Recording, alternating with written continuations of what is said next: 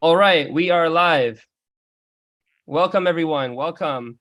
We welcome you to this Sunday session. We are continuing somewhat on a subject we had Violette Zane join us for last time, and we're also continuing into a whole nother subject today. So we first want to say that the topic today is how Baha'i history can create vibrant communities. Now, this week's topic is, again, very unique. So the uniqueness of Baha'i history and writing Baha'i history, you have so much to discuss, and that's what we're going to be talking with Miss Violetta Zane to introduce her. Her family has pioneered in Africa for 2 generations. First, her grandparents, the Spanish Morocco during the 10-year crusade, and her parents now following suit by pioneering to Central Africa since 1981. After her undergraduate degree in international relations, Violetta served and then traveled throughout Africa before serving at the Baha'i World Center for 2.5 years.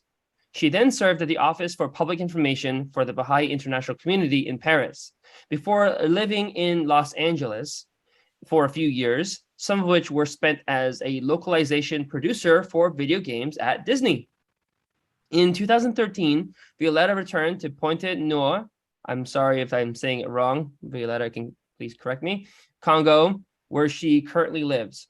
She is involved in graphic design work for software education and public health projects.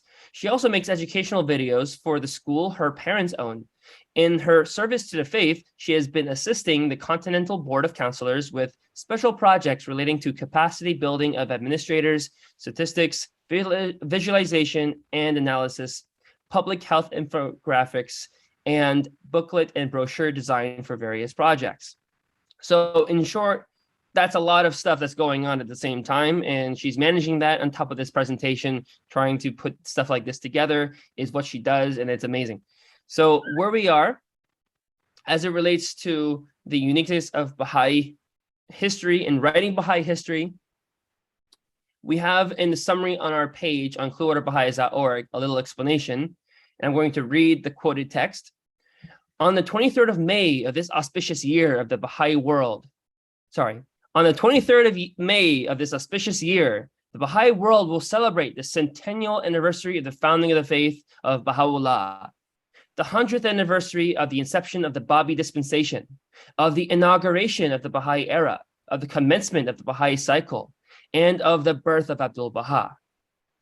And that is from Abdul Baha Shah Effendi, The Dawnbreakers, a dual masterpiece, 1844 to 1944, the centennial. And now another piece, The Value of History from 2012 to 2021, the value of Baha'i history for the individual. Baha'i identity, the value of Baha'i history for the individual. Okay. Critical thinking, vibrant culture, the history of a people is always a source of inspiration to its future generations. Nabil's narrative will operate in the same manner and forever a stimulus to the Baha'is. This is from The Value of History for the Community, Social Action, Leadership, and Engaged Citizens, Legacy, the Community of Lima as well. Something happened when you uploaded that and all my slides got smushed together and in different orders. So you're reading from like a bunch of different slides. It will all make sense in a few minutes. Alrighty, so that's going to be shown in the presentation. You guys got a little foretaste, huh? Thank you for clarifying that, Violetta. I apologize. No I wish you all a fun time. I'm going to be now in the back seat watching. So I'll be here for questions. For anyone who's asking questions, please raise your hand on Zoom and or post your question in the chat. We will be very happy to review the question, and during the question and answer period, make sure you get your questions answered.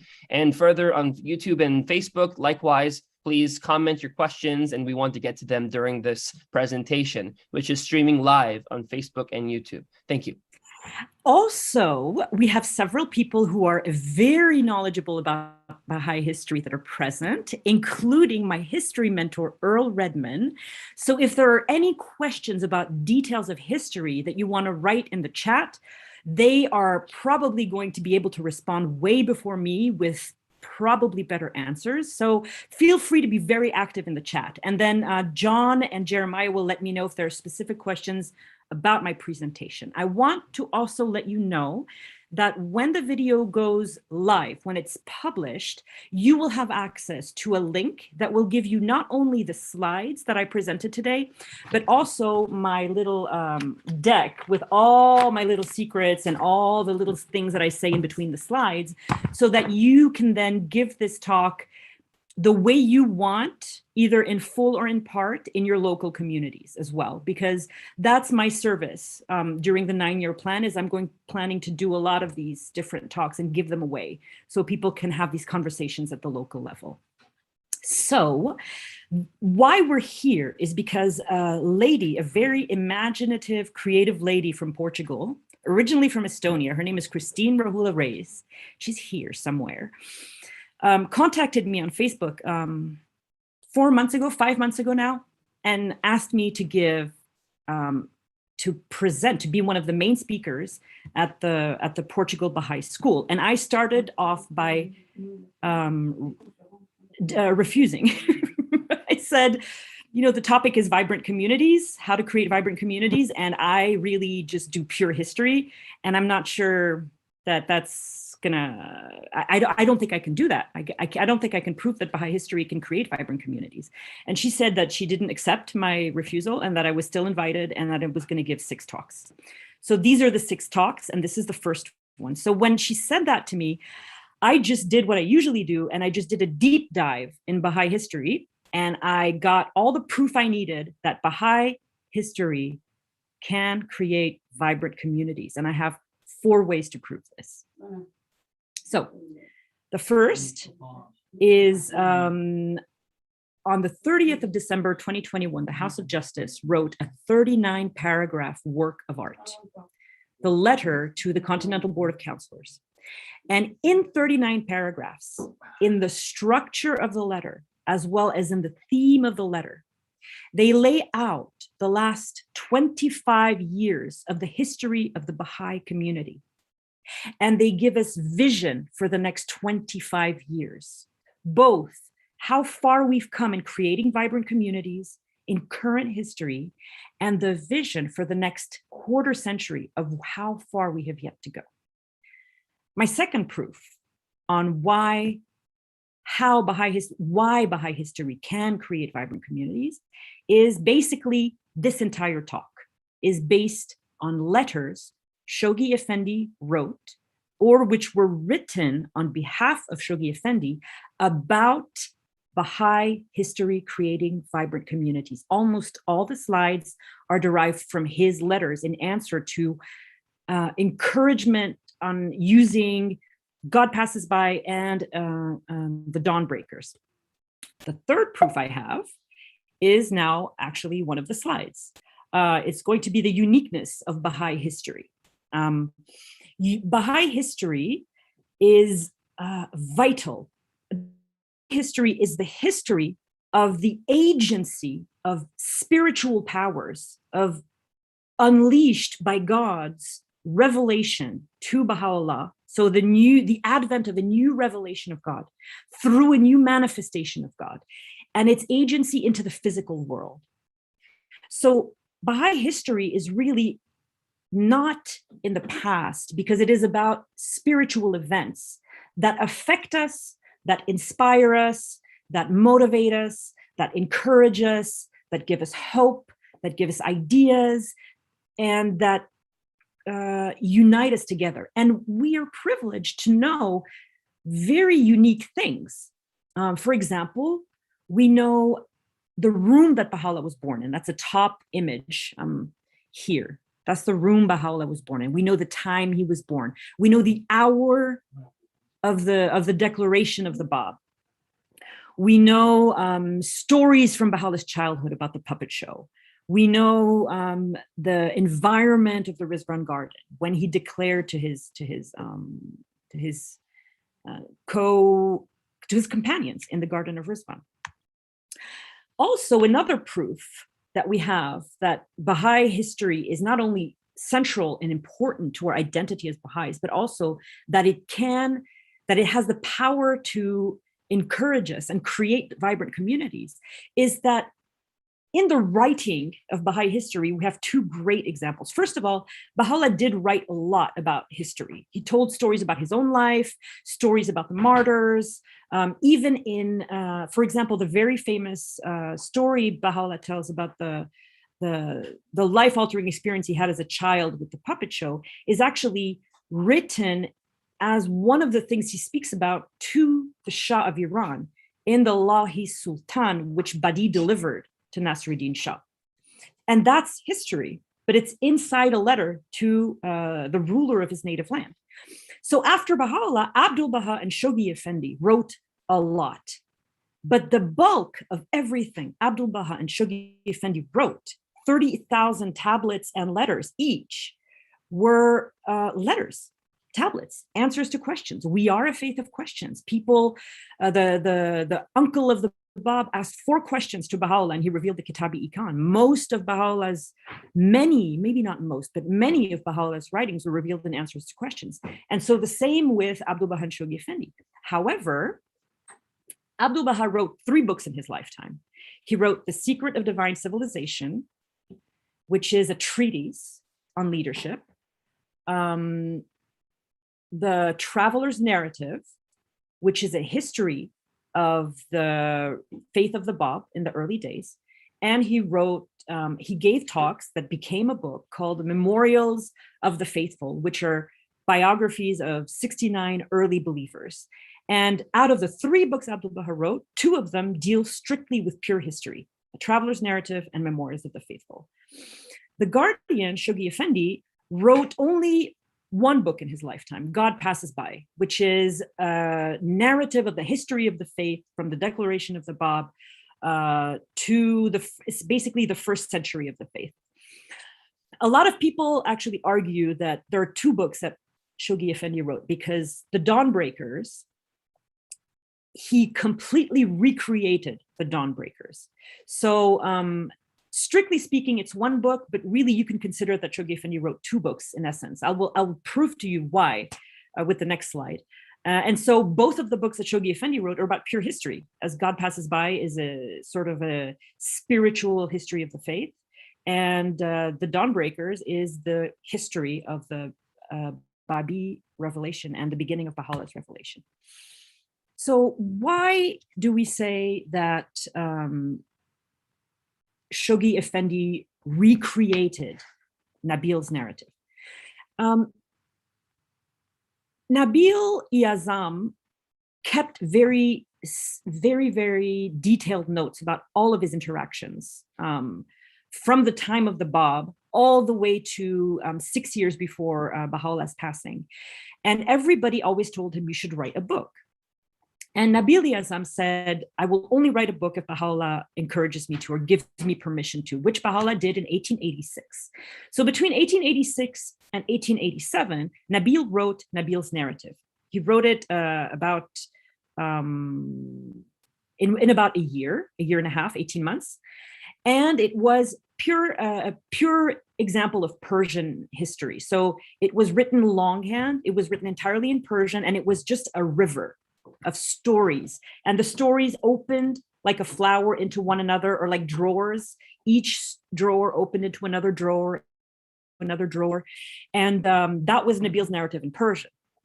So in 1931, from 1931 to 1932, Shoghi Effendi, in the last year of the Greatest Holy Leaf's life, Shoghi Effendi decided that the West needed to have a history, a real history of the faith. And so he took Nabil's narrative and translated it. But he didn't just translate it. He edited it, he corrected it, he removed exaggerations, he broke it up into 26 chapters, he added 200 photographs, which he requested even Hand Qaz Faizi to go and take in Iran, 20 facsimile tablets of the Bab's handwriting that are in the book, plus the genealogy of the Bab, 230 footnotes in French, 12 historical notes that are extremely long about Qajar Persia, for example, 7 long appendices, a glossary. There is an introduction by the Guardian, an epilogue, and there is also, if you look very well on the internet, introduction, George Townsend. Now, let me just see the God Passes By. So the introduction by George Townsend is really, really eloquent, and it talks about what Nabil's narrative means. And, oh, actually, this is God Passes By. It's the next slide. So that's the history that the West had, was the Dawnbreakers, which the title was given to Shoghi Effendi by George Townsend, who So this is the quote that John first, 12 years after publishing the Dawnbreakers, Shoghi Effendi's recreation of Nabil's narrative. Shoghi Effendi years since its inception by writing God Passes By.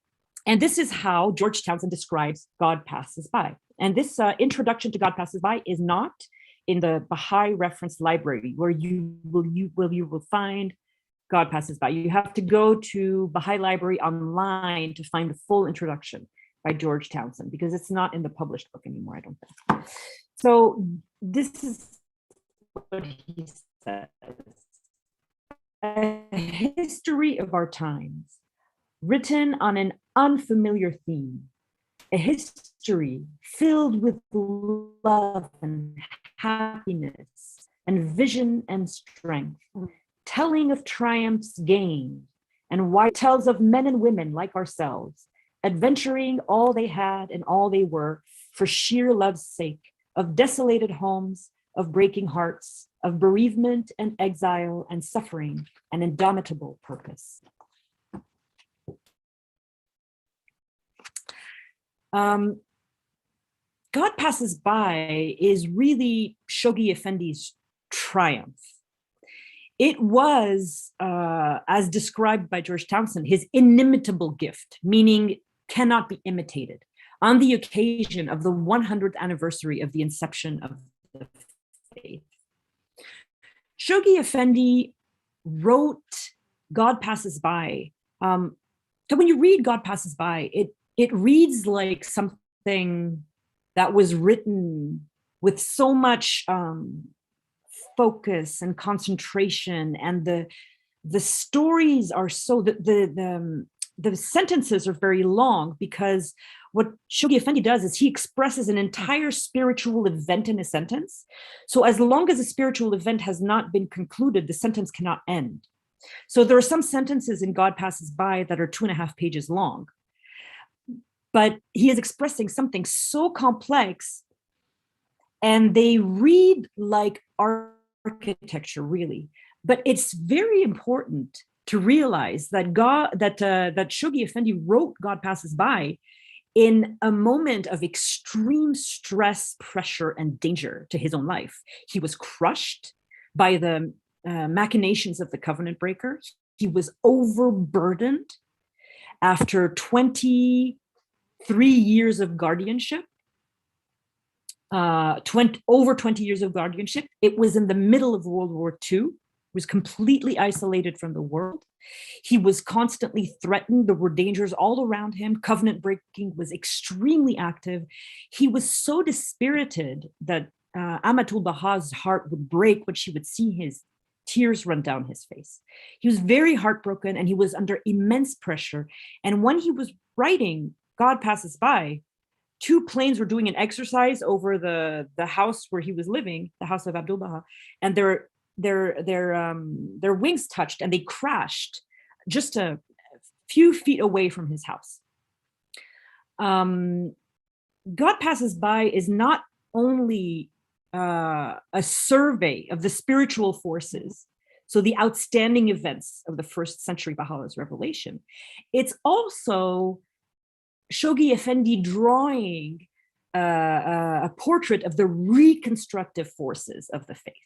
the initial stages of the world order of Baha'u'llah. So after the passing of Abdul Baha in God Passes By, when he has all of these wonderful sections about the administrative order and Martha Root's teaching and the Queen of Romania, those are about the reconstructive forces of the faith.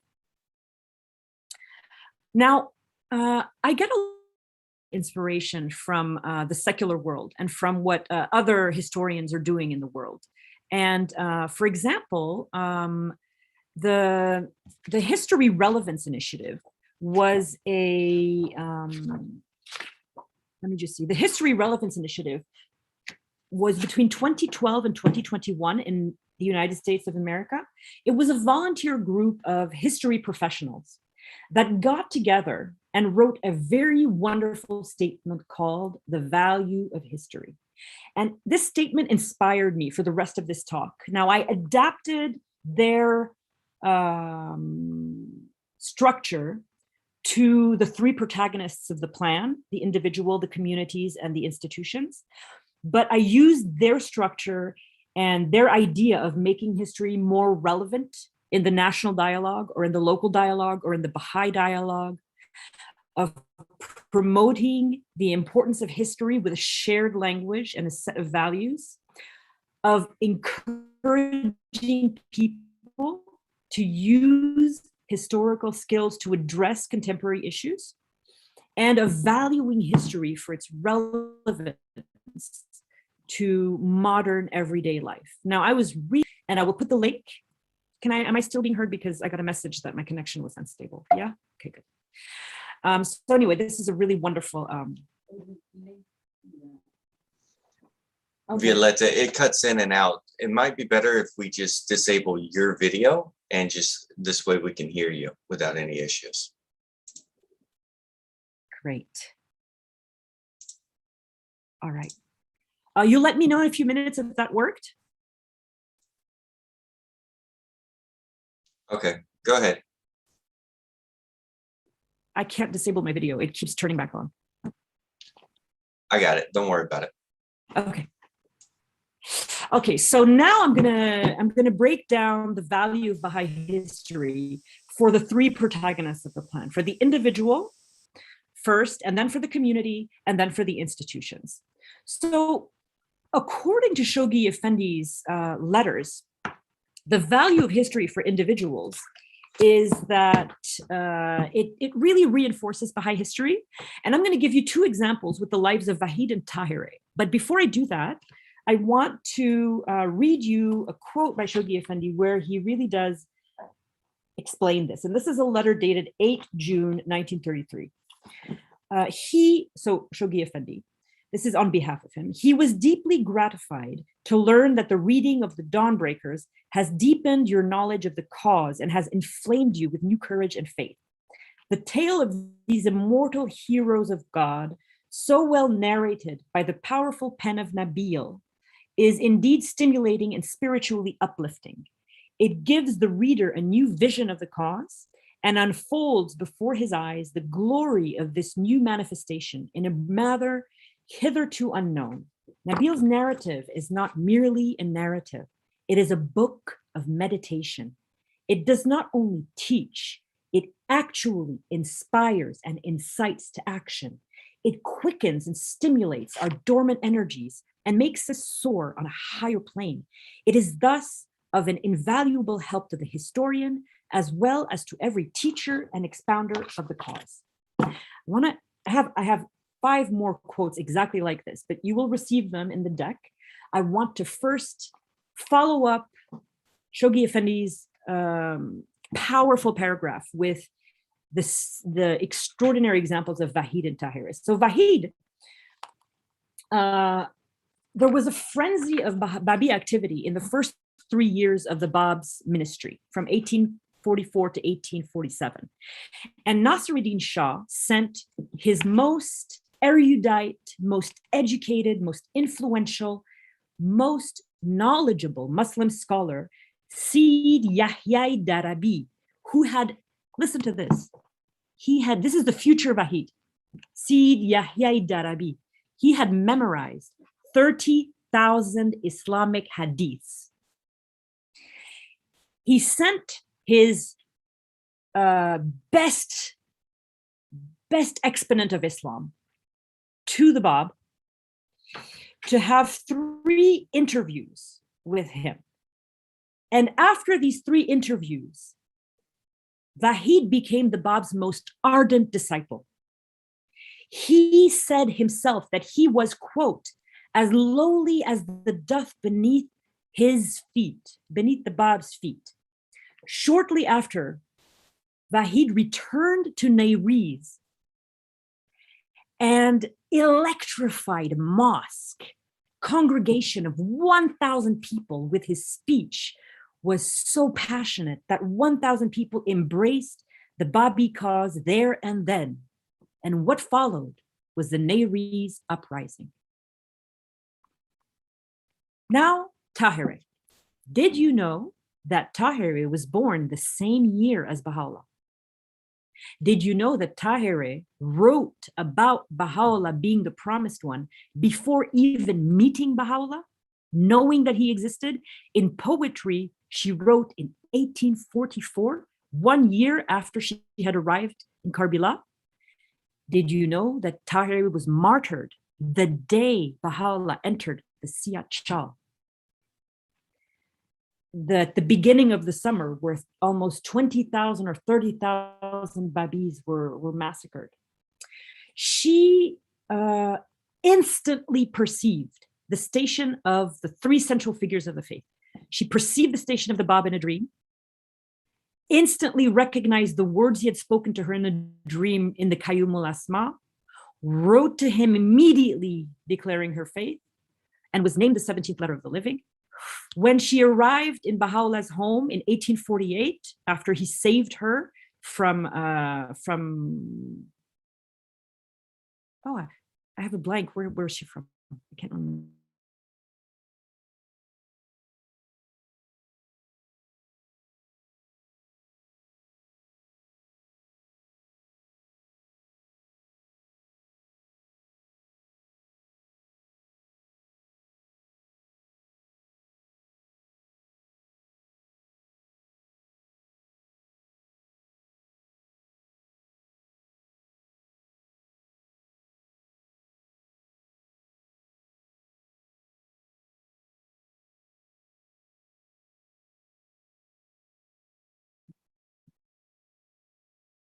Pardon the temporary technical difficulties.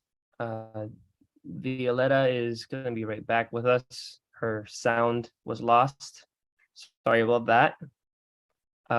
In the meantime, that's amazing, right? Just to take a moment to think about this, the fact that there is such synchronicity in the life of Tahirih with the events of the Babi and Baha'i dispensations. It's amazing to be able to compile all of that. And there's a previous video where Violetta also goes over a few of the intellectual resources that are available to all of us to be able to access and learn these kinds of things. Another point, which I don't know if we mentioned earlier, is that Violetta and Adib Massimian are contributing to what's called the Utterance Project, where you can see the writings of Baha'u'llah and you can actually hear it spoken in Arabic. You can hear it spoken in Persian, and you can see word for word as it's going along the translations that are there for you to see. Okay, I'm reading the writings in English, and this is what it means in the original text. With that being said, it's available to you to view and learn. The Utterance Project has a website. You can view that there, or you could go to YouTube and search for the Utterance Project. They have a channel, and they post their videos as well there for your perusal. Jeremiah, how are we doing on the reconnection? I'm still trying to get her back on, but unfortunately she is not up yet, so we'll need a few minutes, I guess. Oh, here we are. I'm admitting her. All right. She's joining. Good. Violetta, can you hear me? Welcome. Yes, I am sorry. My hotspot phone died and it had to restart. I apologize. I'm very, very sorry. Well, I just made everybody aware of the Utterance Project again, in case they didn't know or forgot. Thank you so much. That's so kind of you. All right. So where was I? First of all, I apologize. I have a complete blank. Tahirih was from which city? Can anybody? Qazvin. She was from Qazvin. Thank you very much. I had a complete blank. Right. So No Baha'u'llah worries. saved her from Qazvin, and it's the most exciting story. If you go on the Utterance Project, on the Blessed Beauty chronology, in part 2, there's the whole story of how Baha'u'llah rescued Tahirih. And he did this twice that I know of, once to rescue Tahirih and once to bring Munir Khanum to Akka. He sent detailed instructions. And when I say detailed, I mean exceedingly detailed, like telling people, go to this place, leave the horses, wait, stay. You're going to be met by this person. Then when you do this, disguise yourselves as pilgrims. Go to this city. Then when you get to this city, transfer by boat. And then when you go by boat, do not get off the boat until you hear from me. And then you can go out, but only after night has set. Like that kind of detail happened twice, as far as I'm aware. I hope I discover more events of this. But once when he had a team of husband and wife rescue Tahirih from Qazvin, and he told them exactly where to go, where to stop, how long to wait, by which door to enter, how to come. It's very, very exciting. Anyway, so I told you all these different little tidbits about Tahirih, right? But Tahirih was married and had already 2 children in Qazvin. Thank you, John. When she saw a book in her cousin's library that was written by Sayyid Kazim. And instantly, she believed in his teachings, that the promised one was coming. And in the 19th century in Persia, she managed to convince her family to let her go with a female companion, family member, can't remember who it was, to Karbala, Iraq, another country, only with her friend, her family member. And she got to Karbala 10 days before Sayyid Kazim passed away. With the blessing of Sayyid Kazim's widow, she took over his school, even though she wasn't even yet formally a student of his, or maybe she was because she'd exchanged letters with him, but she was still a student of his. So she took over his school. Then 13 days after Sayyid Kazim passed away, Mullah Hussein returned from a mission Sayyid Kazim had sent him on in Persia. And then shortly after that, after 40 days of meditation, Mullah Hussein went to Persia, discovered the Bab. The Bab revealed the Qayyum al-Asma. The Qayyum al-Asma made its way back to Persia, where Tahirih read it, and immediately began proclaiming to everyone. She sent letters to every ulama in Iraq, challenging them to a mubahile, which is a public confrontation with her, for her to prove to them the truthfulness of the claim of the Bab. Anyway, she was extradited back to Persia. She was extradited back to Persia because she was causing so much trouble. And in her howdah, on the way back to Persia, she proclaimed loudly to every cleric, ulama, mujtahid, learned one, the truth of the Bab's revelation. Then she arrived in Qazvin in 1940. She spent 3 years in Iraq teaching the faith before she was deported.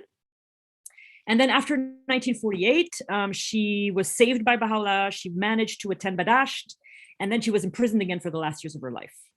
So anyway, the story of Tahirih is absolutely incredible. She was the very first woman in Iran to be executed on grounds of corruption on earth. And Nabil discovered poems that she had written from 1844, before she had even met Baha'u'llah, that said, "The effulgence of the Abha beauty hath pierced the veil of night. Behold the souls of his lover dancing moth-like in the light that has flashed from his face." So yeah, that is what Shoghi Effendi is talking about when he says,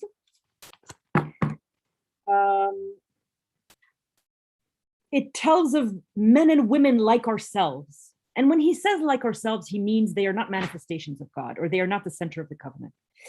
And this is from it's from George Townsend's introduction to George Passes By. It tells of men and women like ourselves, adventuring all they had and all they were for sheer love's sake.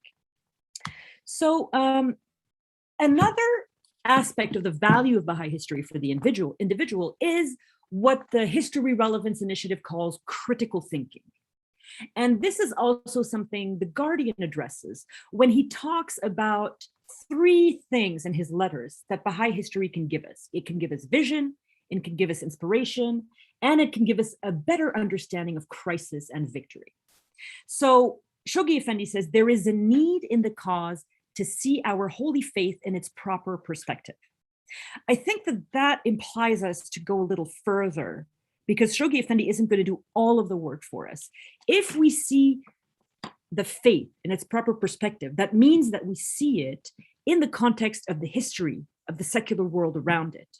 We see the explosion of discoveries that happen after the outpouring of divine revelation in the mid-19th century that give rise to the Industrial Revolution.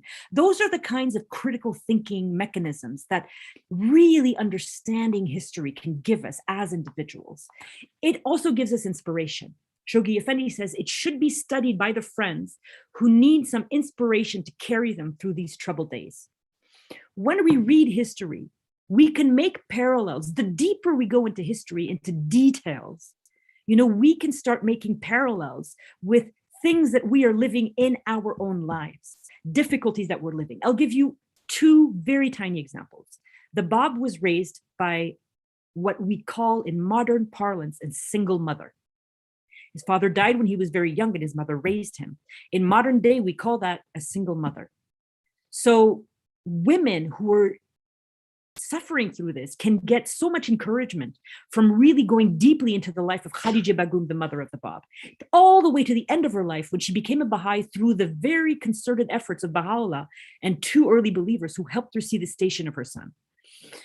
For people who suffer with rental problems, did you know, for example, that after 1835, so basically the year of his marriage to Asiya Khanum, when Baha'u'llah was 18 years old, until his 60s, he only lived in rented accommodations with horrible landlords. He had 8 separate houses in Adrianople, and he had 7 separate houses in Akka, The main thing that Baha'i history can give us in terms of critical thinking for individuals is this very precise understanding of crisis and victory. And I'm not going to spend too long on this now, because that is the entire subject of my third talk that I'm going to be giving in October. So crisis and victory, what Shoghi Effendi says about this is that it is precisely this cyclical process, Shoghi Effendi says, that has propelled the steady unfoldment of Baha'u'llah's intent, testing our commitment to his teachings, purifying his community, and releasing a greater measure of the capacities latent in his revelation. So it's very important anytime you read any quote Shoghi Effendi to go deeper. What is Shoghi Effendi saying with this letter that was written on his behalf? Is that Baha'is they cannot complain of difficulties in life the way other people complain. They have absolutely got to look at crisis and victory the way Baha'u'llah saw it, the way Abdul Baha saw it, the way Vahid and Tahere and Shoghi Effendi and the greatest holy leaf and Munir Khanum saw it, as this steady unfoldment of Baha'u'llah's intent that tests our commitment to his teachings, purifies the community, and releases a greater measure of the capacities. We have to see trials the way Abdul Baha saw them. If we really understand them like this, it doesn't seem strange anymore that Abdul Baha loved his adversities. So Another aspect of the value of Baha'i history for the community this time, now this is no longer the individual, this is the community, is that Baha'i history gives us the steadiest basis for a vibrant, shared culture. This is from a letter that Shoghi Effendi wrote. Let me just give you the victory, vibrant culture. Shoghi Effendi wrote a letter on the 16th of December, 1932. And he said, the history of a people is always a source of inspiration to its future generations. Nabil's narrative will operate in the same manner and remain forever a stimulus to the Baha'is. Now, I will be very honest with you. I have struggled for a long time to really appreciate the Guardian's English, the way that Amatul Bahar Ruhiyah Hanum describes it in The Priceless Pearl. And one of the things that really helped me was Dorothy Baker used to run these extraordinary summer schools where she used to get the youth together and they would cut apart Shoghi Effendi's sentences and they would separate the verbs from the adjectives from the nouns. And I have adopted this method in reading almost every sentence that Shoghi Effendi writes. And I will, you don't have to remember this because I will be talking about it in that third talk that I showed that on crisis and victory in October. But just as an example, in this very short quote that you see on screen here, there is a structure to this quote that's a threefold structure. Shoghi Effendi speaks about the past, the present, and the future by speaking about Nabil's narrative. What Nabil's narrative talks about, how it will operate in the future, how it will stay forever a stimulus to the Baha'is, and connecting it to the history of a people. So Shoghi Effendi is making a link between, for example, the history of the French people or the history of the Jewish people and the history of Baha'is, that we have to have the same connection that's visceral, that's umbilical, that's intense, that's just so part of our identity that Jewish people have. Jewish people should be admired for their connection to their history. It gives them such a sense of identity. Their faith is so strong. They have been able to overcome 6,000 years of holocausts and pogroms and oppression and repression and persecution. Why? Because their faith is wrapped into their culture. It's wrapped in with their identity. It's wrapped in with their language. It's wrapped in with who they are. And for Jewish people, the past, the present, the future, it's almost like just like Einstein says, you can fold the time back on itself and it's just a loop, It's like a folded piece of paper for Jewish people. It has to be that way for us. And that is what Shoghi Effendi is telling us. He's giving us the roadmap of why Baha'i history can be the impetus to a vibrant Baha'i culture. Now, also for the community, the value of Baha'i history can be to inspire us for social action. I'm not going to read the two quotes that are on screen here. You can either read them on your own or you'll see them when I send you the PDF for this.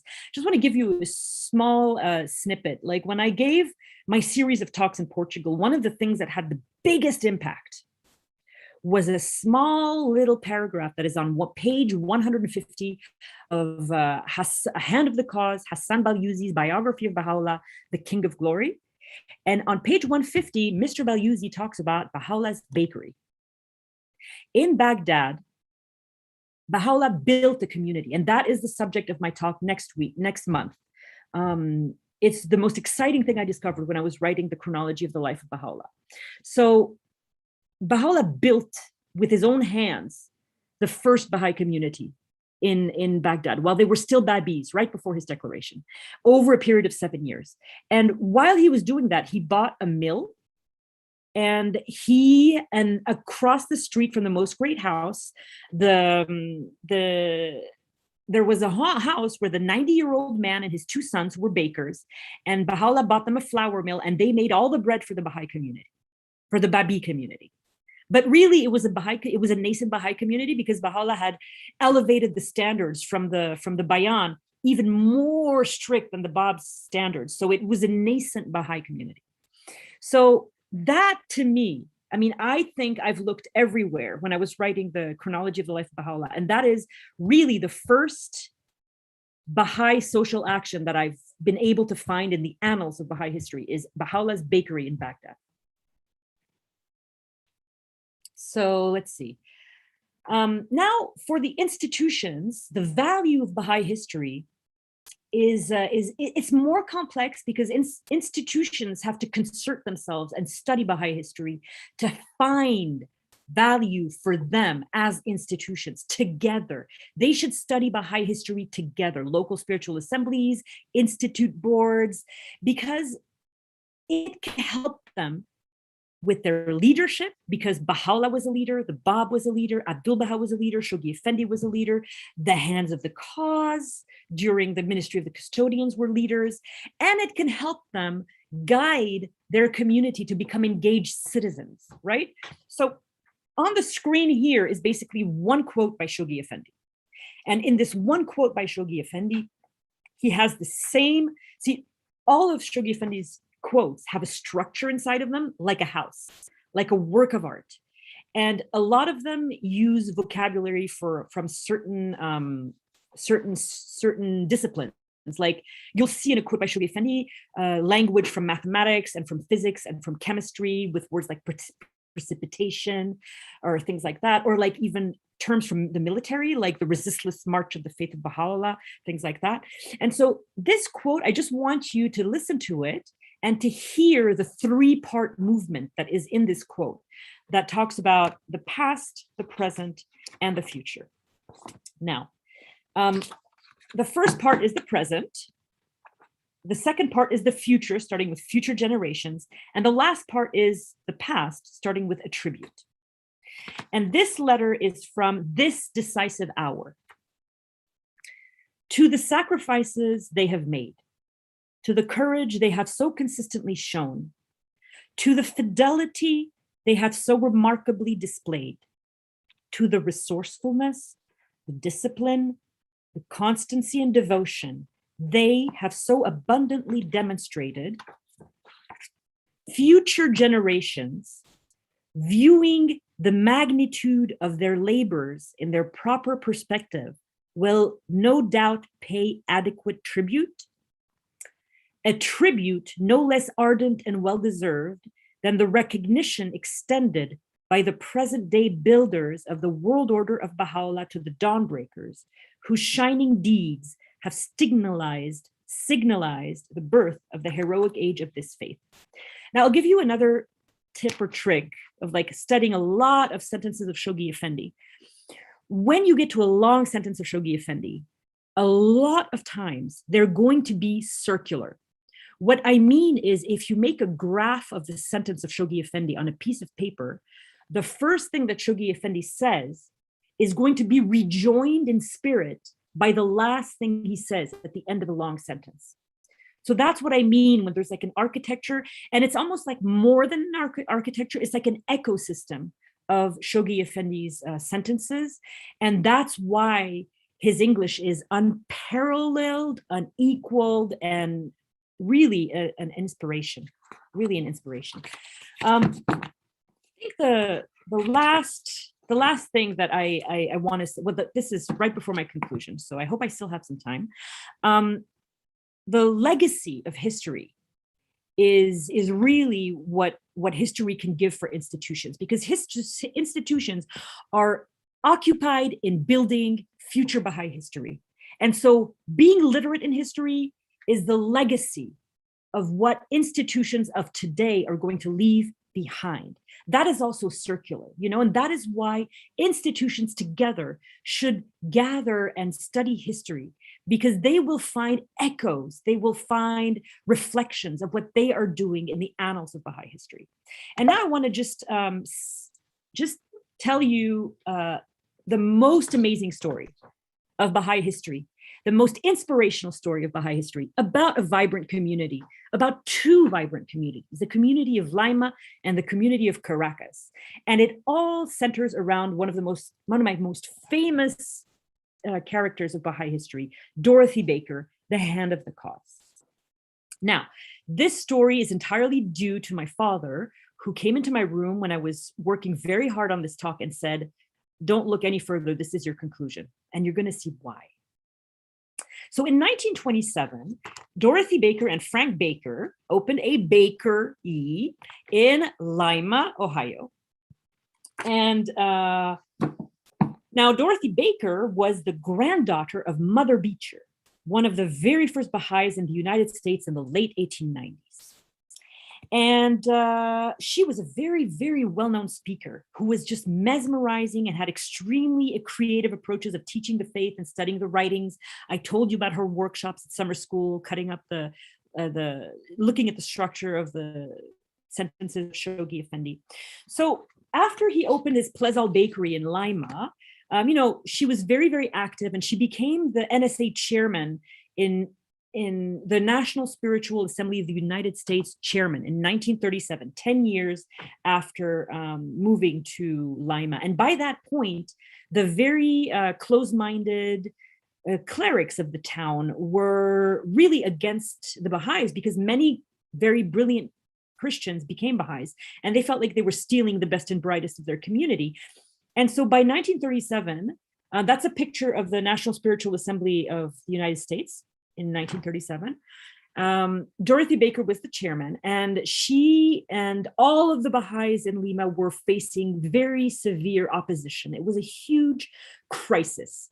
And she wrote very often to Shoghi Effendi, very confided in him a lot about this opposition. It was really violent. I mean, they destroyed the bread that Frank Baker was delivering. They destroyed his bread.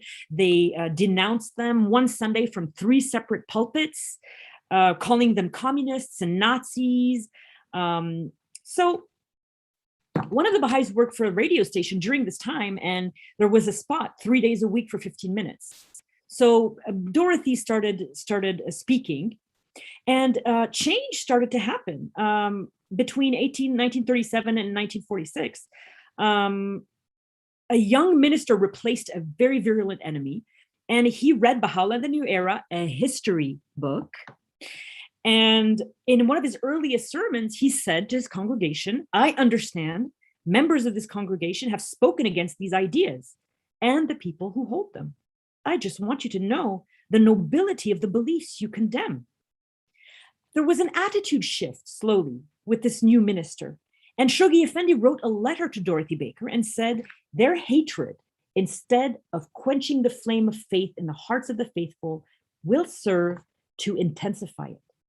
10 years later, in a single year, 30 Baha'is had left Lima, Ohio for home front and international pioneering. Now I have a really incredible story that took place 1 year before this great victory.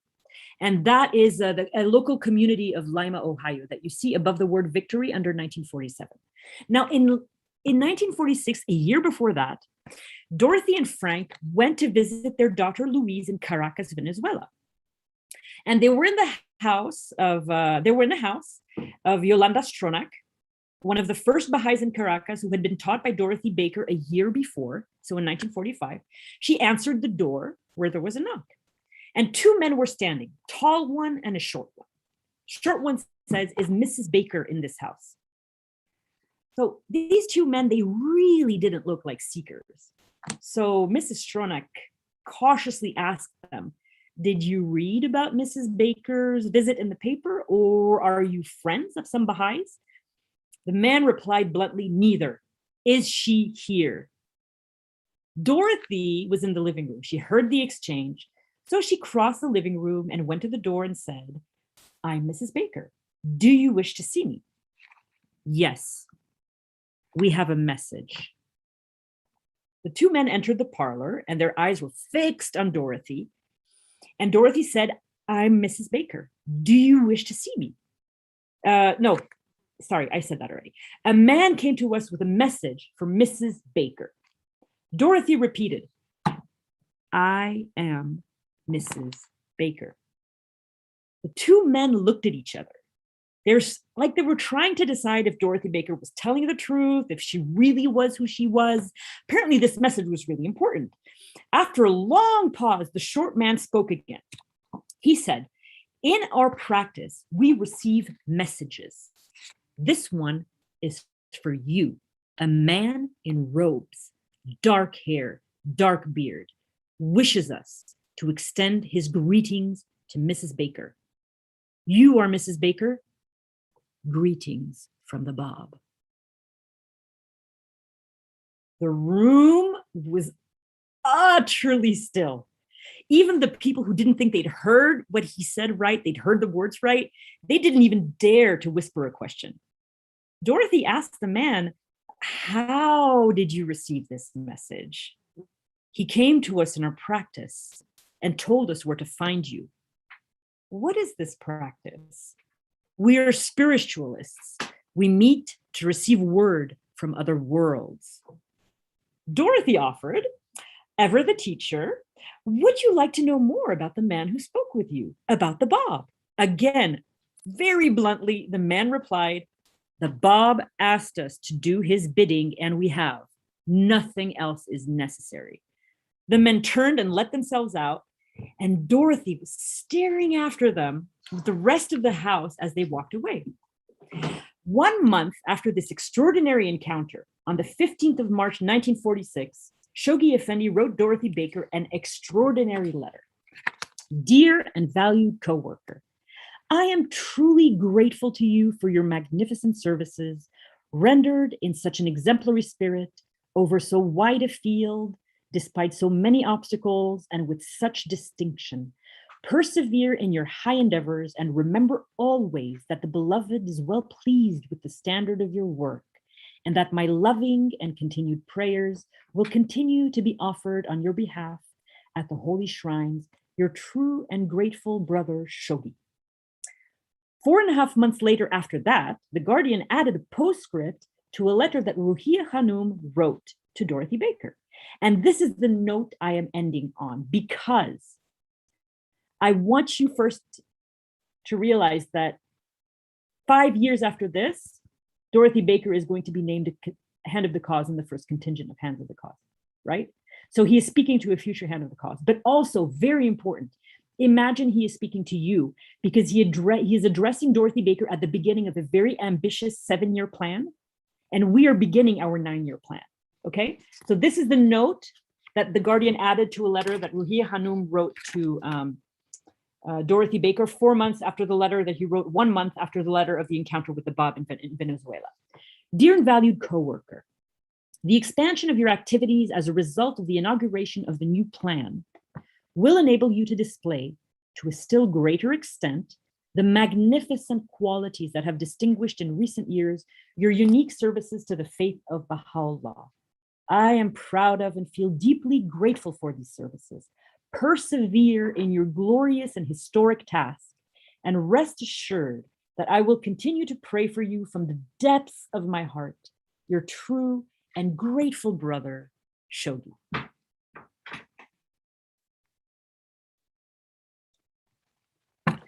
Thank you very much.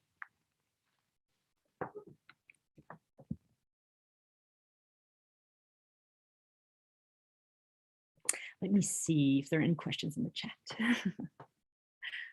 Oh, Eric Michaud, thank you so much. He gave you all these quotes. It's so wonderful. With great pleasure, Violeta. That was awesome. Thank you so much. Eric, merci, merci. Thank you so much for doing that. That's so kind and helpful, really. I'm also going to send you guys, I made a compilation, so you don't have to go looking for all of these quotes of Shoghi Effendi on Baha'i history. I made myself a personal compilation that I'm going to give to you. And then there's like 2 or 3 different, and I'm just going to give it all, I'm going to put it all in a Google Drive folder, and the Clearwater Baha'i will put it under the link of the YouTube. So they'll send you an email to tell you that it's there. Are there any questions? Please.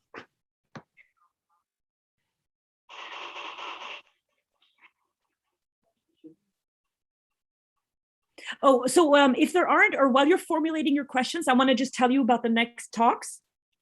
So the second talk is going to be how Baha'u'llah recreated the Babi community of Baghdad. And that is just an incredible story about the place of Iraq and the Iraqi Baha'is in Baha'i history, something I knew nothing about until about 6 months ago. This third talk is going to be on crisis and victory. I'm going to go more in depth into how I study the sentences of Shoghi Effendi, but I'm going to study two series of crisis and victory, an outer crisis and inner victory, an inner crisis and outer victory in the life of Baha'u'llah that are back to back, actually, from 1865 to 1870, from Adrianople to Akka.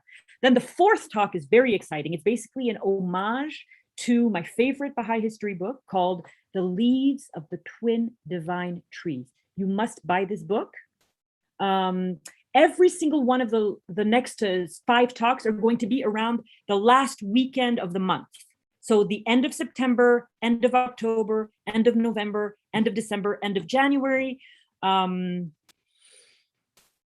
Yeah, if you look for me on Facebook, maybe I'll put the dates and titles of the talk. So that's the fourth talk, is about the holy women. It's about very little known stories in the lives of 5 women who were in the lives of Baha'u'llah and the Bab. And then the fifth talk is remarkable stories from Baha'i history. Really remarkable stories, very remarkable stories that they're from the ministry of Baha'u'llah, from the ministry of Abdul Baha, from the ministry of Shoghi Effendi, from Hands of the Cause, like just really incredible stories.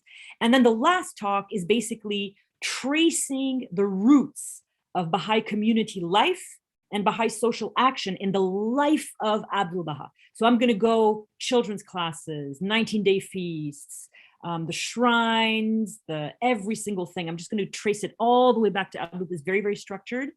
And yeah, so really, everybody, please, either if you have Kindle, it's free on Kindle. The Leaves of the Twin Divine Trees. It is the best Baha'i book that I've ever read, really. It was published in 2008. And before that, we knew so little about the women in the lives of the Holy Family. It's just a work of art. And the writer is still alive. I mean, she's Bahari Riyamani. She served for 24 years at the World Center. So are there any questions? I love questions. I wish there were questions. Please feel free to unmute yourselves. Yes, if anyone has any questions, unmute yourselves and just ask them directly. Or if you have a question that you want me to convey, you can send them to me as well. Thank you so much for this talk. Have you read anything, Violetta, from Miss Nachavani? Because she talks similarly in this capacity into how to approach the writings of Shoghi Effendi. And so I was just curious. Oh, Annika Curran wants me to repeat the dates relating to Shoghi Effendi. So Tahirih was born the same year as Baha'u'llah in 1817. She was martyred on the 16th of August, 1852, the day Baha'u'llah entered the Siyah.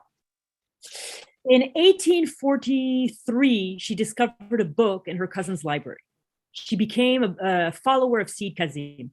That same year, she arrived in Karbala 10 days after the death of Sayyid Kazim, 13 days before Mullah Hussein returned from his mission in Iran. Then she had a dream in between then and the next few months, between December and like the summer of 1844, December 1843, summer 1844, she had a dream of the Bab and she accepted the Bab in her dream. Then when the Qayyumul Asma, which he revealed on the night of his declaration, arrived in Karbala sometime in the spring, she read the poem that he had told her in her dream and sent him a letter. He named her the 17th letter of the living. Then she stayed for 3 years in Karbala, 1844 to 1847. She was extradited in 1847, arrived in Ghazvin, was imprisoned because there was a murder that she was blamed for. In 1848, Baha'u'llah snuck her out of Ghazvin, saved her in Tehran. Then she went straight from Baha'u'llah's home to Badasht in the summer of 1848. On the way back from Badasht, she was captured and remained in prison until her death in Tehran.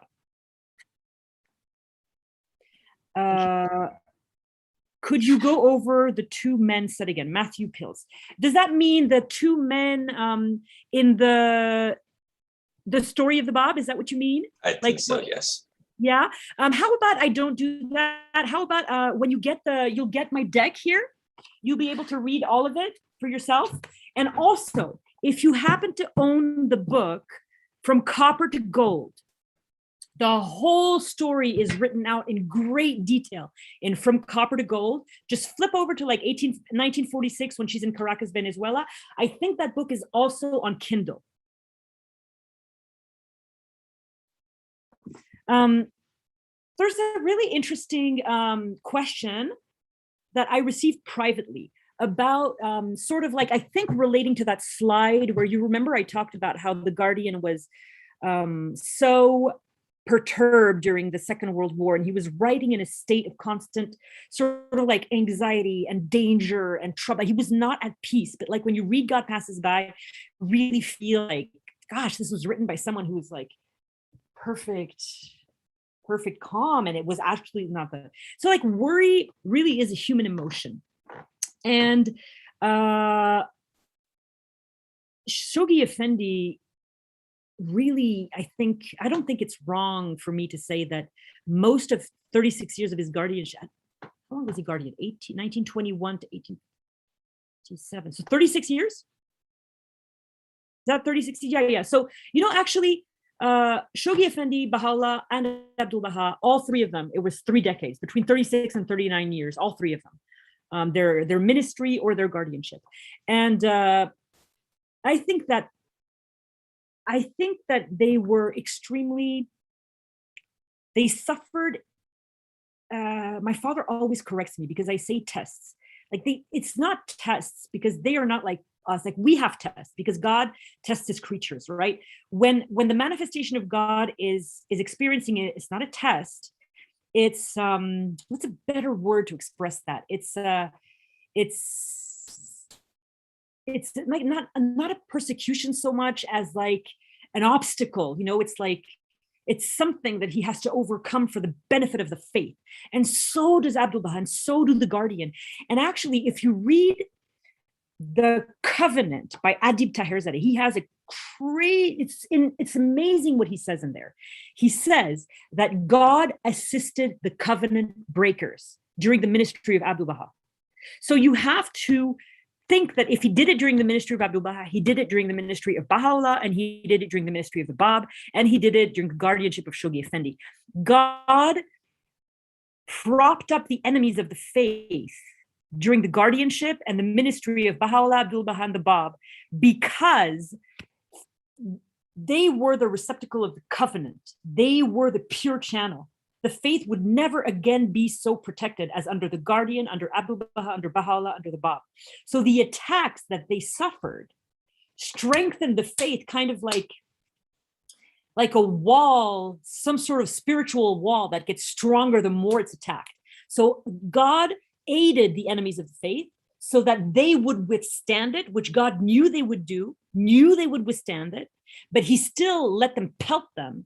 And so they felt so much stress, right? But I don't think that they worried. I think that they experienced an inhuman amount of pressure and stress. And I know this because along with every manifestation of God in the past, which I will go over in the next talk, I'm going to speak about this in the next talk. Every single manifestation of God went into the wilderness. But so did Abdul Baha. He went to Tiberias for a few months. He took refuge on Mount Carmel right after he became the center of the covenant. And Shoghi Effendi went in 1920. Shoghi Effendi left the Holy Land while the greatest holy leaf held the faith together with responsibilities in Iran and in the Holy Land. He went in the summer of 1922 in Switzerland, the summer of 1923, the summer of 1924. And he would just walk until he was nearly dead from exhaustion. And then he would eat a very simple meal and then just sleep a few hours and then do the same thing again. And Michael Ross makes an excellent point The fire tablet is one of our favorite tablets. Yes, Michael, because it was revealed at the time that Baha'u'llah was suffering the most immense tests, when the three Baha'is, the seven Baha'is murdered the three covenant breakers in Akka, and Baha'u'llah was re-imprisoned, Abdul Baha was re-imprisoned, was chained. That tablet is really powerful because it is a dialogue of Baha'u'llah speaking in a human voice. So after this Zoom, maybe let's all read this tablet and just see the power of this fire tablet is that Baha'u'llah is speaking to God in his human voice and responding as God as well. You know, there's this like double dynamic. And it is sort of like the tablet that one should always turn to when you feel like you can't take it anymore.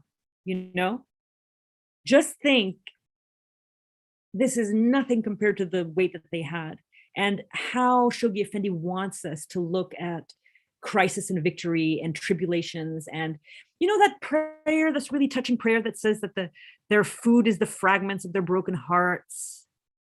You know, it's similar to the fire tablet, you know, where the barking of dogs is loud on every side. You know, you're just encircled, and sometimes you feel like all you have is your pain.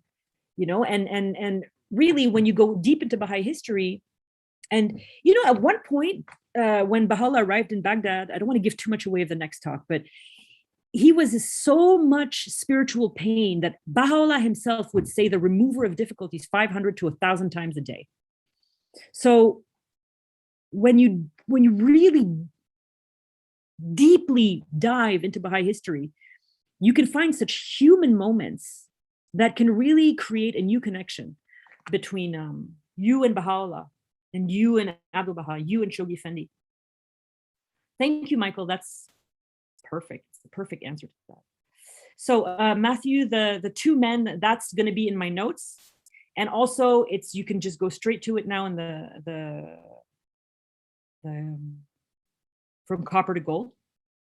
Let's see. I gave you the dates for the remaining 5 talks. They're sort of actually, I can give you probably the exact dates if you want. Should I give the exact dates now? Should I just put them in the, oh, Jeremiah, remember the email you sent me? Can you just paste those dates into the chat maybe? Yeah, I can do that here in a minute, but all this is going to be up on the website anyway. Okay, great, so great.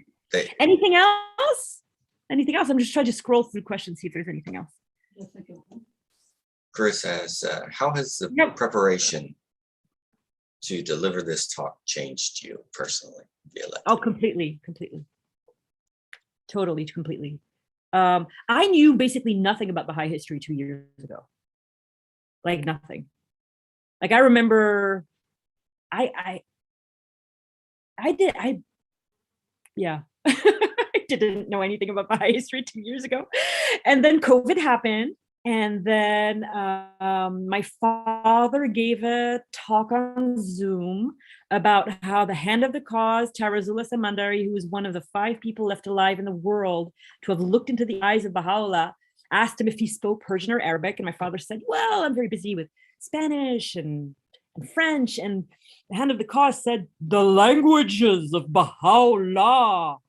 And I laughed so much at the delivery and the story. And so I told my new friend, who was a new friend at the time, Adib Masumian, and I told him, hey, Adib, this is such a funny story. It's such a funny. And he replied in Arabic with his favorite Arabic writing from the Lahi Sultan, the tablet to Nasruddin Shah. And the minute I heard how beautiful, I had never heard his voice before because we're very new friends. It was the first voice message he ever left me. And when I heard that he had this podcastable voice, I said, the idea of the Utterance Project just came into my mind, fully formed. We're going to do a YouTube channel that is not going to be very popular. It's going to be just Arabic and Persian, subtitled in English, so people can hear what the holy writings sound like when Baha'u'llah revealed them. Baha'u'llah, the Bab, and Abdullah. And then Adib and I just had so many powerful spiritual experiences putting this together. I just sort of fell in love with Abdul Baha, and then the House of Justice said that we needed to profoundly reflect on Abdul Baha. And I was like, well, you know what? I'm just going to do an illustrated chronology of his life. And then I did that, and then that was amazing because I learned so much. And then I just got hooked. I just thought, hey, 2022 is 130 years after 1892. That'll be my excuse to do the same thing for Baha'u'llah. And then I finished in time for the 130 years of his passing, of his ascension. And then, like, I thought, okay, now I'm going to sleep for 3 months because I just basically worked 15 hours a day for 6 months nonstop. I'm just going to rest. Very weak. Dean wrote to me and said, would you like to be our main speaker in Portugal? And I told my dad, I said, is there any universe in which I could say no to do it? So then I did try to get out of it and I said, look, I'm a pure historian. I'm not going to fit with your story. And then that didn't work. So I had to prepare these talks. And I thought, great, I'm just going to do the lazy thing. I'm just going to walk people through both chronologies. And then I was just doing that. I kept hearing this voice behind me saying, do the work, do the work, do all the work, do all the work. So then I just did 6, I actually have 8 talks, actually. I'm just giving 6 because the other 2 are like more for youth and all that stuff. But so everything I learned, I put, this is my attitude towards learning about Baha'i history, is I don't keep anything for myself. Everything I know about Baha'i history is either in these talks or in the chronology. There's nothing left in my brain. And I give all my material away so that you have nicely designed, interesting material that you can, you can present yourself or cut up or present differently. And, so it changed me completely, I think. And it showed me something really cool because I thought, I don't tick all the boxes, like I don't own my own home. I'm not married. I don't have kids. I don't have this fantastic career. And when I started doing Baha'i history, I was like 43 years old, 43, 45 years old. And I thought, for the first time in my entire life, I thought, man, I have a purpose. I can do something. It took me a really, really, really long time to get to that point. A really, really long time. I mean, I took subjects in university, like including beekeeping. So yeah, it changed. I realized that all we can do is what we are. All we can do is what we are. You have to really know who you are. Everybody can do what everybody can do. Like some people I know are amazing. Like I know Earl Redman I'm going to just embarrass him, but he's an amazing tutor for Ruhi books, especially the books that are like 8, 9, 10, 11, he's incredible. And he's tutored dozens and dozens and dozens of them. And I can't do that. And for years I thought, okay, I'm going to do that. But then I would try to tutor a book and I would never get past the second lesson. I couldn't do it. Then I tried teaching children's classes and I couldn't do that either, And then I realized, I'm like a bee. That's my spirit animal. I make honey from all these different things and I produce content for people to use and I can give talks. Those are not things that everybody can do. And some people may find it impossible to give talks. But because I'm talking about Baha'u'llah, it's not hard for me because it's like not even me talking. I don't even remember what I said to you today. So anyway, sorry, maybe that wasn't even the answer or the question. Sorry. Violetta, can I say something? This is Dawn. Violetta, can you hear me? Yes, we hear you. Go ahead. Okay, thank you. All right. Oh, is it okay? So I was just going to say, I think you're tapping into something so wonderful. That's really something I really believe, is that you can only serve to your true capacity if you really serve in the way that you are, Not everyone can do what everyone else is doing. And maybe what you can offer is something completely I don't think she unusual. can hear us again. Like maybe you're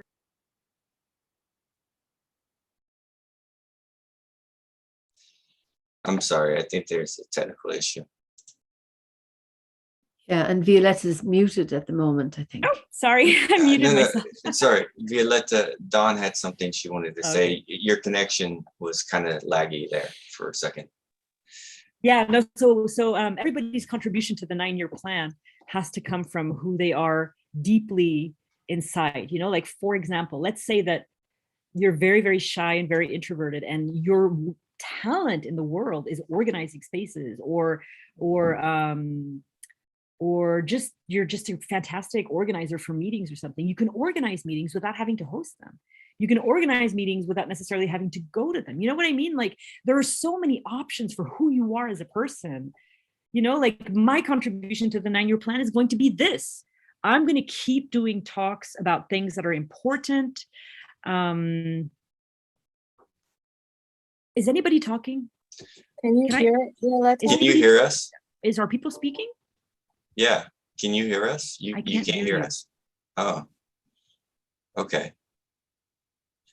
So I'm can sorry. we try to send messages, and then Oh my gosh. typing the messages, we can read that to Violetta so she can actually answer it? Got it. Was anybody was I on mute the whole time? No. No, it's all good. It's all good. It's just Don wanted to ask you a question. Yeah, you weren't hearing us. Go ahead, Don. Well, sorry. Can you hear me? Yes, I can. I'm so sorry. My volume was off. No. Oh, okay. Violetta.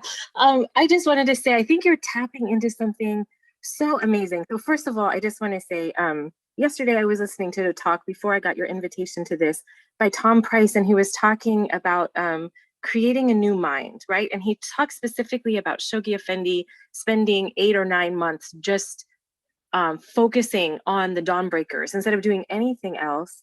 And the reason he did that was to create this new frame of reference, right? This like united culture, right? To inspire the Baha'is, to inspire us to move forward. But, you know, I always tend to study history from a place of like, you know, kind of going inward and just feeling like I'm just learning the past just to find comfort for myself. But like, what a beautiful way to make this connection to the future, to outside. Like, all of a sudden it's like, oh, this is, you know, it's such a comfort. And you know, you just go to that place of like, oh, I can read these stories and be comforted. But like, now making this connection of like why this is important to understand, to move forward. So I just think you're tapping into something so wonderful, and I'm glad you were the little bee gathering your honey and creating this these projects. Yeah. No, I think that what you said is C'est toi qui vas really mélanger. Où sont les gamelles? Les gamelles sont pas ici. Daddy, sorry. Dad, can you mute yourself, please? We can hear you talking about the dog food. Dad, please, I beg you, mute yourself. Okay, thank you guys. No, what Dawn said, like, I have to just stay with this for 1 second, is Dawn brought up something super important. One is intensity. So important. I cannot write these chronologies and these talks unless I'm in an echo chamber. I cut myself off. I'm in like day pajama, night pajama mode, you know, like it's 15 hours a day where I like create a bubble. Well, that's all I do. That is so important. Obviously not super practical if you have like an entire family that depends on you, but that aside, it can be it can be reduced to scale. Like, if all you have is 4 hours, that's what you have. The other thing that what Don said is really important is I discovered something in the process of writing Baha'i history, because I don't believe I'm a Baha'i historian. I think I'm just a bee. That's what I think I am. I'm just making honey, right? But I don't believe in labels. But I am a bee that's writing Baha'i history. And one of the things that what Dawn said was super important was that she approaches Baha'i history like a cocooning thing. Like, she enters it in an intimate, private relationship to find comfort, right?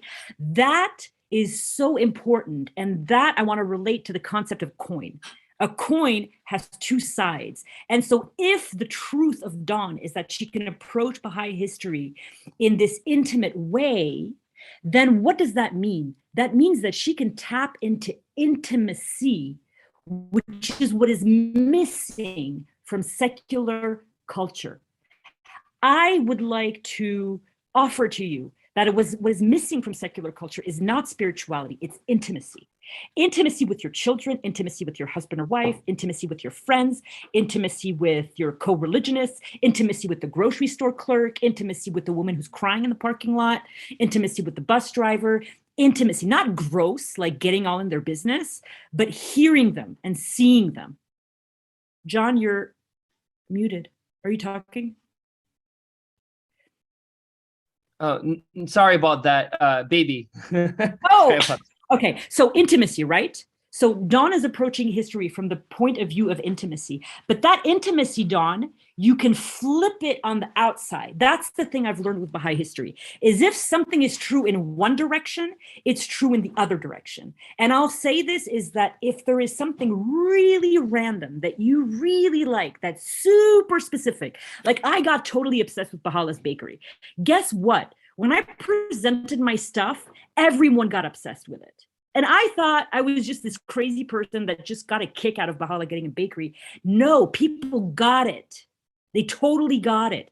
So what you have to do is when you're looking for your spirit animal, right? It's not necessarily going to be a bee. You know, it could be a raccoon with funny little hands, you know? You have to really be true to what is really you. And what is really you a lot of times is what people criticize about you. So hold on to that like it's precious gems. If people say you're too introverted, you're too this, you're too loud, like my energy, people hated my energy the first 43 years of my life. Let me tell you that. I got somebody once told me, you bring out the worst in me. So my energy, my puppy dog energy, it's fine for Baha'i history talks. Regular life, not so fine. You know, but like you can use it, you know? So whatever people criticize about you, do not get hurt. Do not give offense. Do not get offended, right? Hold on to that. That will help you define who you are and figure out what your contribution is. Then when you have that, whatever touches you, that's what you talk about, not Anna's presentation. You can teach the faith because of the Baha'u'llah bakery. That can be something that can be teaching the faith. But you have to resonate. It has to feel true. And that's where Dawn was so on the money when she talked about intimacy, because getting to know yourself, listening to what people say about you, when they criticize you, usually criticism comes from jealousy, when they're trying to not make your light shine. So when they're criticizing you, they're criticizing your light. They want to snuff it out. Hold on to that. And then really feel like you're some sort of like tone wood, you know, like not all the trees in the world make violins. Only tone woods make violin. It's a very special kind of tree that can carry vibrations. Let yourself be like that violin and let things touch you. And when they touch you, make a note of them. That is how I make these presentations. I make a list in Evernote on my iPhone. I have a group WhatsApp chat with only myself in it. Like I invited my brother and kicked him out, and now I'm just myself in this group chat. And I just leave myself notes all the time about things that touch me. And that's how I make these presentations. So do that to yourself, because when you're doing that, like if you even look at like Dawn's, like she's got this really cute picture of like this sort of like arrangement that's sort of like a mandala made out of leaves. That's kind of what you're doing, is like you're just make a bouquet of your own faith. That's how Dorothy Baker taught the faith. She taught about stuff that really moved her, you know, and that's how you're gonna like get excited about being a Baha'i, not just by doing like just children's classes because people tell you to do them. That's not the only thing we need, you know, like this Baha'i faith is not made of just red roses, you know, there are passion fruit flowers and crazy carnivorous plants and all kinds of stuff. Good stuff, good stuff. I think I'm done, right? Well, we actually wanted to point out that as a matter of reference for people who want to study the writings, in addition to going to the beautiful Utterance Project website, the videos on YouTube, seeing the language of Baha'u'llah, that is something that's very important. And also to learn the Dawnbreakers, to read the Dawnbreakers in a way where maybe we need some assistance in reading it with it spoken in our own language, English here, at least in our community, we speak English. issue that we have is sometimes, what does this word mean? What is this that I'm reading? So we have on an application called Ocean 2.0 Interfaith Reader, the opportunity for people who are now being exposed to this material, an opportunity for them to go to oceanlibrary.com and view and interact with firsthand this history of the Baha'i faith written in the Dawnbreakers that Violetta in such a direct way was able to connect us with in an intimate way as well, given a lot of things people wouldn't normally know about such a seminal work for the history of the Baha'i faith. With that being said, if Jeremiah, you could play a portion of this so people can understand what we're talking about. You could read, yeah, there.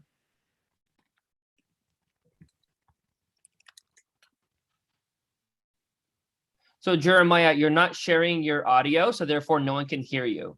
No one can hear any of the words that you're trying to press play. But for the context of the viewers here, what will be happening is we have a voice reader, Miss Bahia Nafjavani. Miss Bahia Nafjavani took the time. Life in hand, ready, that perchance through God's loving kindness and grace, this revealed and manifest letter may lay down his life as the. Now, can you please highlight a word, manifest, please? Oh, wow.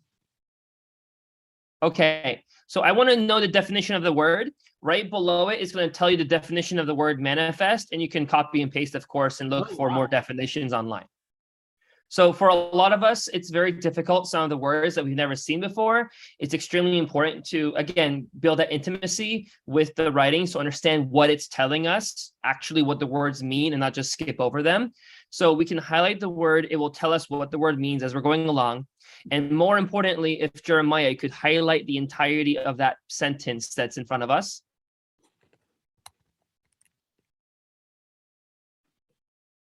You can copy or share, and either way, it will produce for you a citation.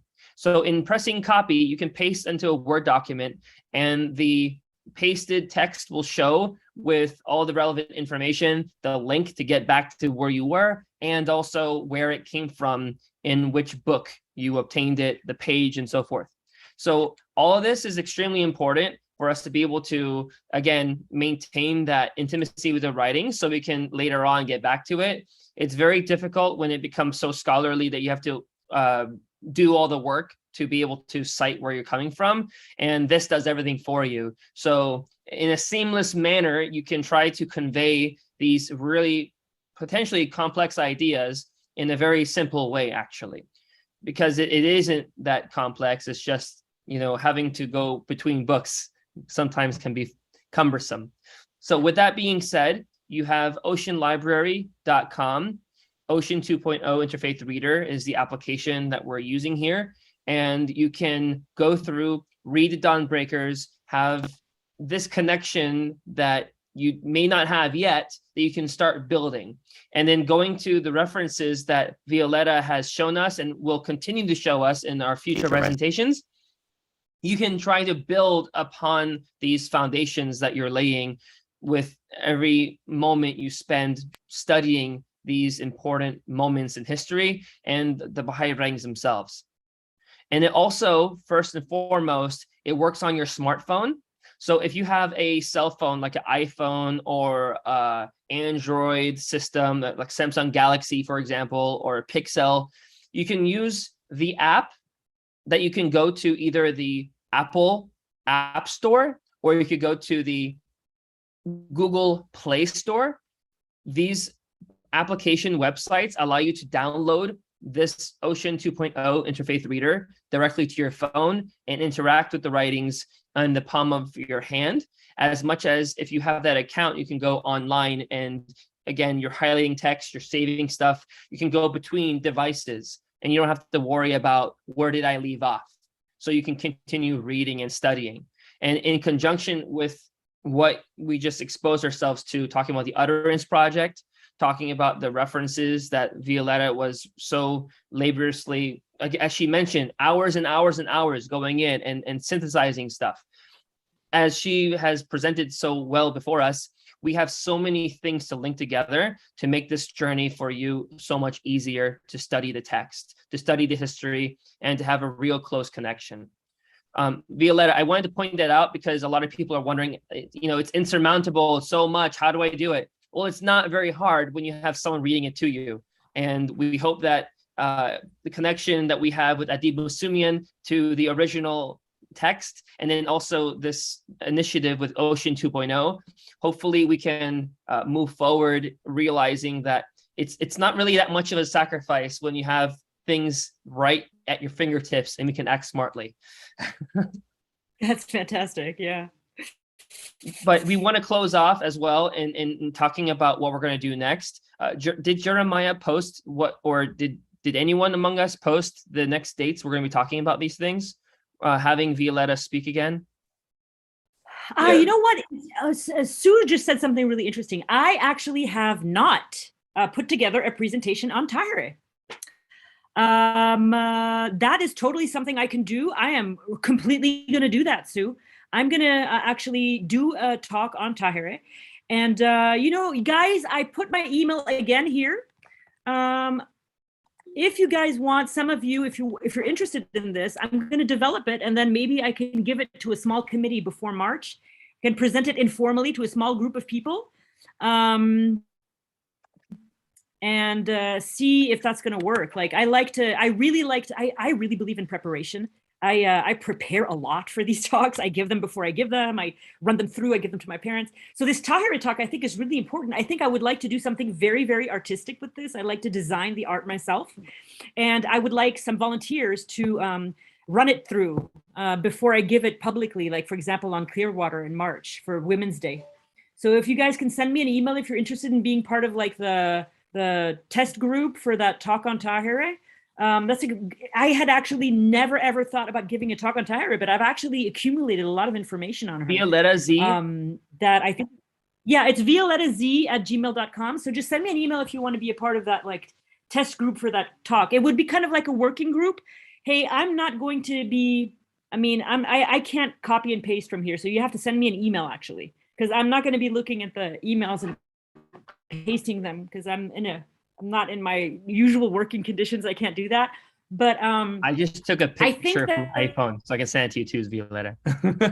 That would be great because I like to have like a small group of people who are really passionate, who want to be a part of writing this talk, so they can be collaborators. I can do the talk, I can present it, and then we're losing her connection again. We have a sound issue, Violetta. Your voice is going in and out. Brainstorm. Yeah. I guess we've lost her connection again. Well, in the midst of that, we talked about the next dates. So the next dates we have, Violetta, September 25. What worked? What didn't work? Did I go too fast on this? Like, do I need another slide? Yeah. Yes. Violetta, you were talking for the past minute, I think, and we lost your voice. Oh, can you hear me now? Yes, I can hear you now. Okay. What I was saying is it was just about this Tahirih test group. I like to have a small group of people who are kind of passionate, who I can like present the final talk to, and then we can hash out like the flow of it, because I like it to be kind of like a performance, for it to be really impactful. And before I present it in March, I want it to be perfect. So I'd like to have a small group of people who would like to be invited, let's say in January, February, to my final Tahirih talk. I'm going to give it to them like it's the final thing. And then we can like talk. I see which slide worked, which didn't. Did I go too fast? Does something need to be like unfolded a little more? That is the only thing I think. Thank you. Thank you for explaining that. And yes, all of you have her email. It's violettaz@gmail. It's violettaz@gmail.com. So I'm going to just point out one item we talked about in just a moment ago, the future dates. Our next talk with Violetta will be September 25, 2022. And the topic is how Baha'u'llah recreated the Baghdad Babi community.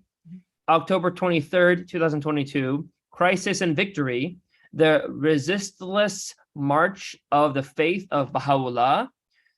November 27, 2022, Holy Women, the lives of women closely associated with the Bab and Baha'u'llah.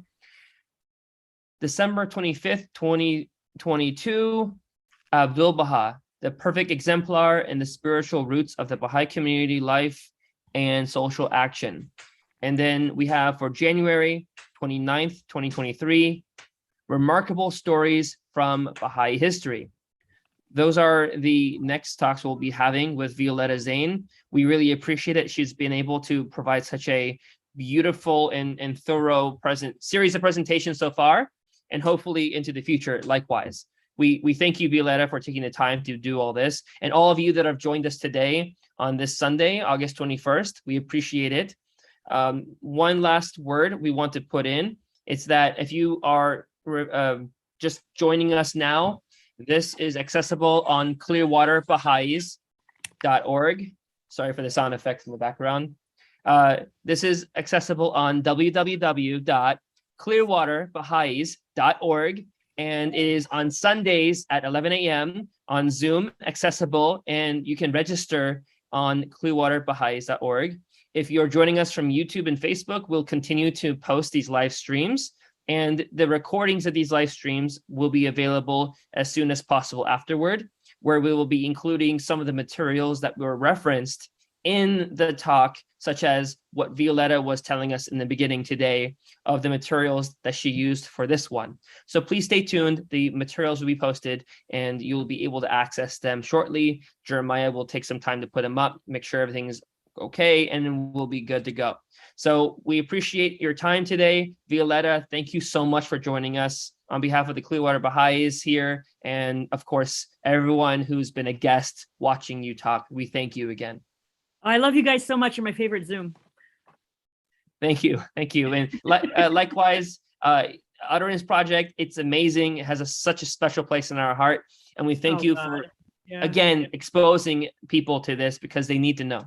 Yeah, we just all need to get excited, all of us together, right? That's what we believe in. Clearwater, Yes. the Utterance Project, me, you, we're all, we just need to get really excited.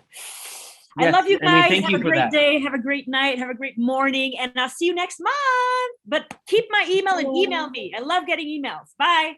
Thank you. Bye. Bye. Very much.